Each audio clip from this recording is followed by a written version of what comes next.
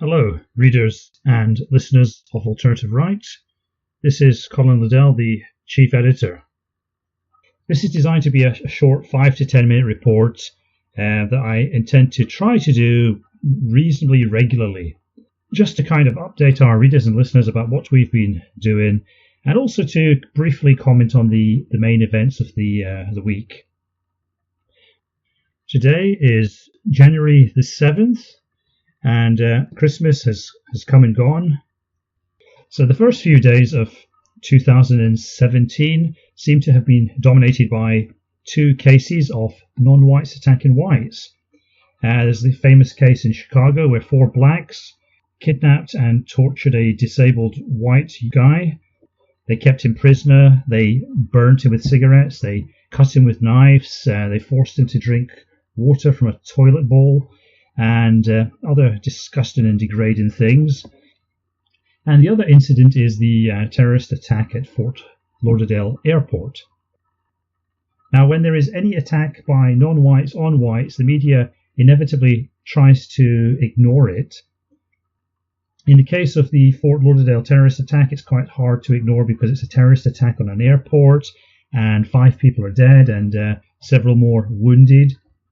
But in the case of the Chicago kidnapping and torture, this is a sort of case that can be quite easily dropped down the memory hole simply because nobody was actually killed or severely permanently injured.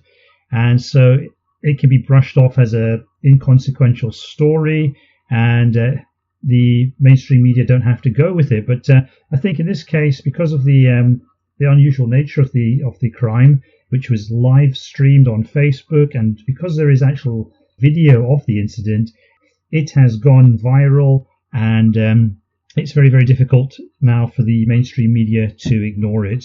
So both these incidents are in the news right at the moment, and I mean a lot has been said about them. There was an attempt to frame it as an attack on a Trump supporter, thus kind of deracinating the attack. And finally, they've gone with the narrative that it was a hate crime against a disabled person.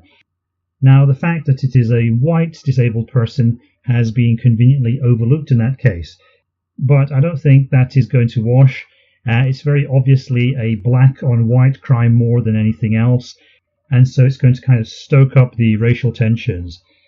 My thoughts about these cases is that they are committed by 5 people who are living in a white society and who don't really feel that they belong in that white society, and who are seething with resentment and hatred because of it.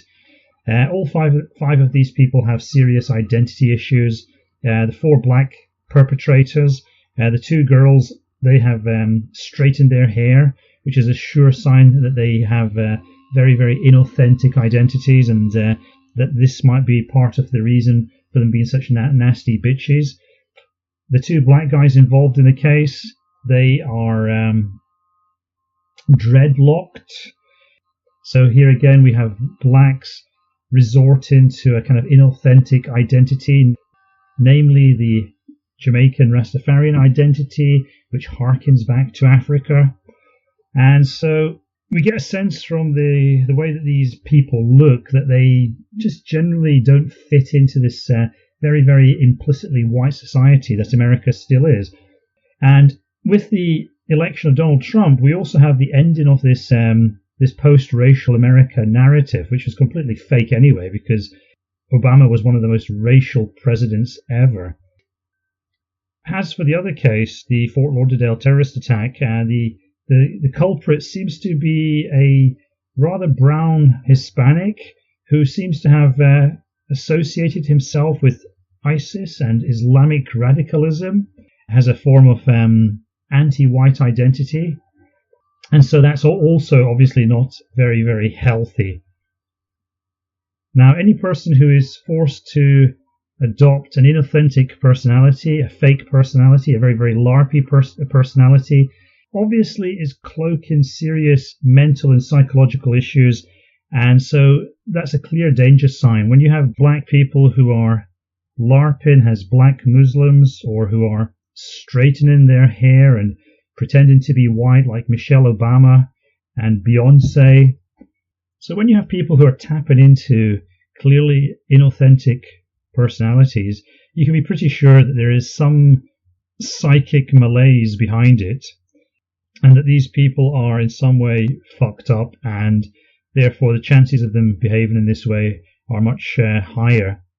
But I think these cases are quite interesting because they kind of happen at the same time, and they have similar characteristics.